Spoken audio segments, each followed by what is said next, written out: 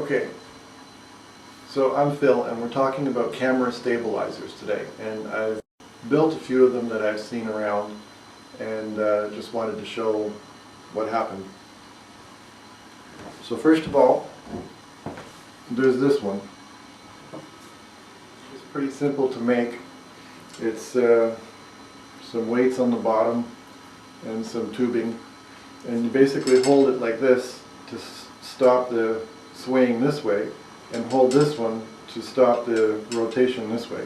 It's a good idea, and I suppose if you're light enough, not putting too much force into it, it might do something, but it wasn't all that great, so I tried the second idea.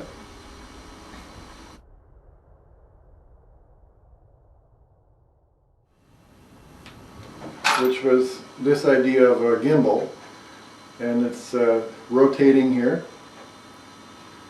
Now, this isn't finished obviously because I just put these to check the weight to see exactly where it would balance. Now, I'm not going to even finish this because, first of all, when you get into a larger camera like this DVX100B, you require more weight on the bottom.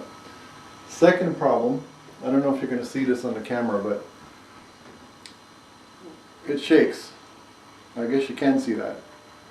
I don't even think the optical stabilizer from this camera, which is really good by the way, will be able to take away that shake, because now you're dealing with more weight.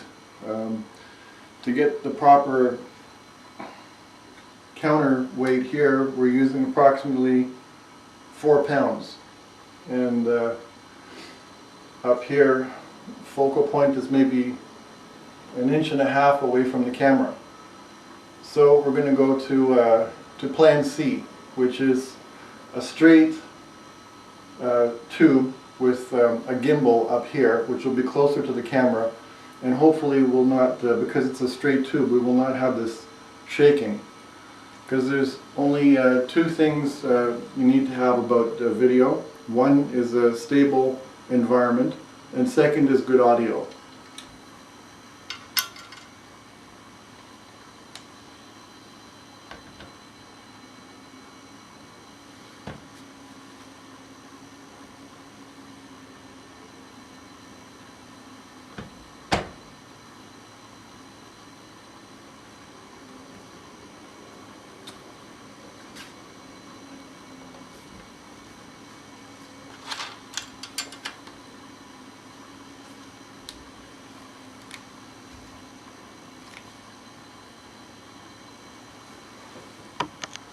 So here we're showing you the first idea.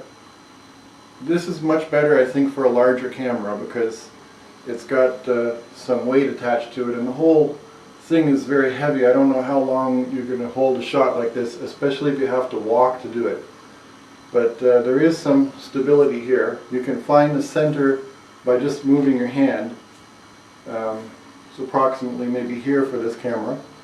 And this one's holding it from going sideways too. So you could get a shot like this, but it's not the greatest. This is kind of like camera on a stick. I suppose it's going to work somewhat, but it's quite heavy to hold, and I like the gimbal idea better. Okay, so here you can see we switched the camera around, and this is kind of out of balance. You can see it's kind of aiming down. But I could correct that by either adding more weight here or simply by rebending this piece of steel here. I'm not going to do it, I'm just going to show for demonstration that the point is that this part works, so that's the idea behind that. You could put your fingers close to here to make sure it's not going around in a circle on you, but this is basically the gist of the idea.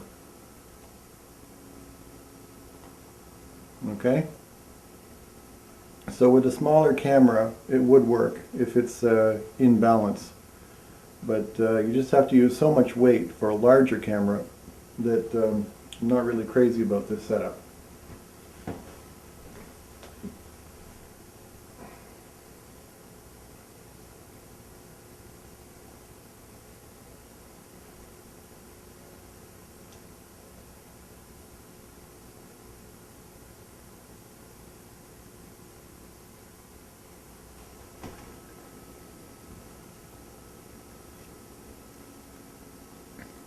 Here you can see the mechanism and how it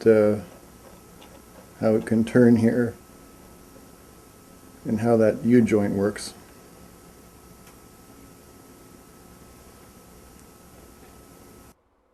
Okay, so the next design that we're going to try to build is similar to this here, and we'll post a video when we're done with that.